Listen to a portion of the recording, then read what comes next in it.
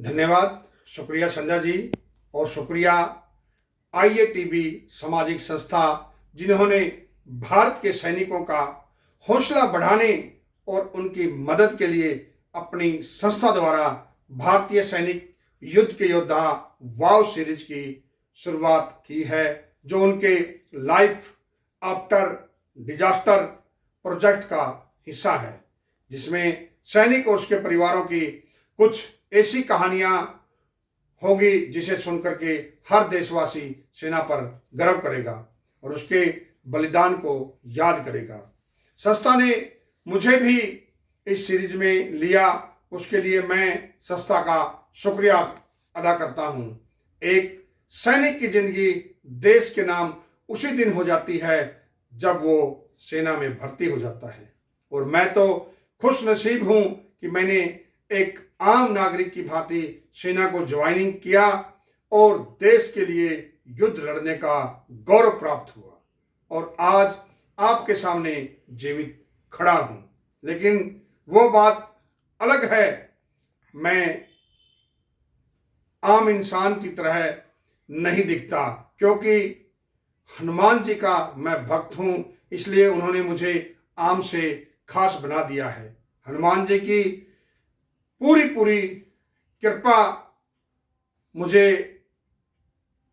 बनाने में है, और मैं अपनी वर्तमान स्थिति से जरा भी दुखी नहीं हूं। बस मैं अपने देश के काम आ सका, इसके लिए मैं पवन पुत्र हनुमान जी का आभार मानता हूं, और उनका आशीर्वाद हमेशा मुझ पर बना रहे। मेरी लाइफ में जो भी कठिनाई आई, जो भी डिजास्टर आया, सच में उसके बाद मेरे और मेरे परिवार की जिंदगी बदल गई। जो सपने हमने पहले देखे थे, शायद वो तो पूरे ना हो सके, लेकिन उनकी जगह हमने और नए सपने देखे और उन्हें अब पूरा कर रहे हैं। क्योंकि जिंदगी की अहमियत तभी समझ आती है, जब मौत जिंदगी को छूकर निकल जाती है। साथियों, मैं नायक दीपचंद, पंचग्रामी, गांव पावड़ा, हिसार, हरियाणा का रहने वाला हूं। मेरे दादाजी का नाम धर्मचंद नंबरदार है। 6 भाई बहनों में सबसे बड़ा, सेना में कोई भी खानदान में नहीं था। जब मैं मेरे दादा के साथ खेती में या घर पर रहते थे, तो हमारे दादाजी नेताजी सुभाष चंद्र बोस 65-71 वार के बारे में बताते थे। उन्हीं की प्रेरणा लेकर के मैं सेना में भर्ती हुआ। हाँ, आज ये है कि मेरे भले ही कोई खानदान में सैनिक नहीं था, मुझे देख करके मेरे गांव के काफ़ी युवा सेना ज्वाइनिंग किया। आज मुझे बहुत गर्व होता है। सेना में मेरी बचपन से इच्छा थी, वो भगवान ने पूरी किया, और उससे भी बड़ी इच्छा भगवान ने वो पूरी किया जिसके लिए एक सैनिक भर्ती होता है, देश के लिए युद्ध लड़ना।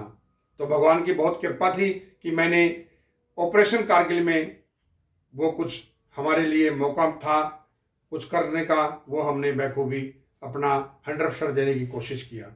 मैंने सेना के लिए 3 पराक्रम में भाग लिया है: ऑपरेशन रक्षक, ऑपरेशन कारगिल विजय और ऑपरेशन पराक्रम। ऑपरेशन कारगिल विजय के अंदर मेरी बटालियन 1889 ने लगभग 8 जगह गन पोजीशन चेंज किया था। हमने कई इन्फेंट्री यूनिट्स को फायर सपोर्टिंग दिया, जिसमें मेन थी हमारी 17,000 टू राज राइफल, 18 ग्रेनेडियर, उसके बाद 13 जैक राइफल, और उसके बाद में GR थी।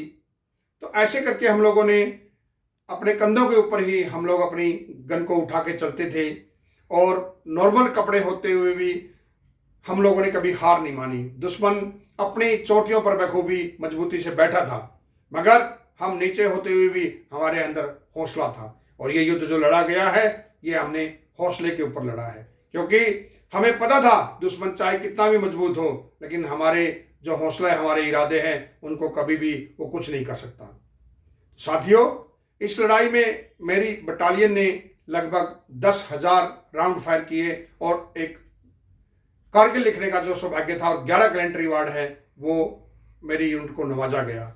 आज मुझे फक्र है कि मैं उस बटालियन का हिस्सा हूं और उस इंडियन आर्मी का हिस्सा हूं, जिसका नाम स्वर्ण अक्षरों में हमारे लिखा हुआ है। साथियों, इस युद्ध में हमने विजय हासिल किया, उसी के साथ में हमने बहुत से हमारे वीर सेनानियों को खोया भी है। हमारी यूनिट के भी कई सैनिक साथी हमारे शहीद हो गए थे, जिसमें से टाइगर हिल की जब हम लड़ाई लड़ रहे थे, मेरा परम मित्र मुकेश कुमार मेरे इन्हीं हाथों में वीरगति को प्राप्त हुआ था। आज भी मैं उस चीज़ को नहीं भूला हूँ। उसके बाद में ऑपरेशन पराक्रम चला। ऑपरेशन पराक्रम के बाद जब ऑपरेशन पराक्रम खत्म हो गया, उसके बाद जब हम अपना मेन लोकेशन में आ गए, हम स्टोर सेट कर रहे थे, वहीं पर बम फट गया, जिससे कि मेरी दोनों टांगे और एक हाथ चला गया। कोई बात नहीं, जो हुआ उसके लिए भगवान का शुक्रगुजार ये हूँ कि आज मेरे पास में जो भगवान ने छोड़ दिया मेरे पास आंखें हाथ, उसकी बहुत मेहरबानी है। अगर ये भी चला जाता तो मैं क्या कर लेता। तो मैं एक बोलना चाहता हूं कि भले ही हाथ पांव हो ना हो, भले ही हाथ पांव हो ना हो, बची जिंदगी में हौसले काफी है। और मुझे हैरत से देखने वालों सुन लो, हौसलों में उड़ान अभी बाकी है, हौसलों में उड़ान अभी बाकी है। अंत में मैं इतना ही कहूंगा कि मेरी वर्तमान स्थिति को देख करके आप लोग घबरा मत जाना।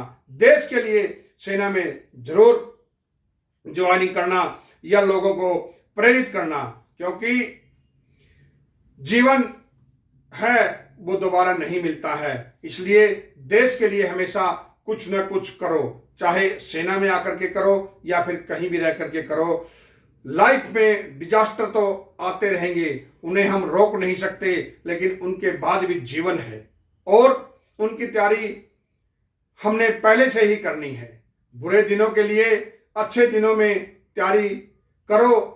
एक एक मिनट कीमती है, उसे बर्बाद मत करो, उन्हें प्रयोग करो, लेकिन देश के लिए कुछ न कुछ जरूर करो, क्योंकि राष्ट्र ही सर्वोपरि है। और याद रखना, अगर आज हम चैन की नींद सो रहे हैं तो हमारे सैनिक दिन रात सरहदों के ऊपर पहरा दे करके अपनी ड्यूटी निभा रहे हैं। उन्हीं की बदौलत हम लोग अपने घरों पर आराम से सो रहे हैं। तो आपका फर्ज बनता है कि रियल हीरो को माने।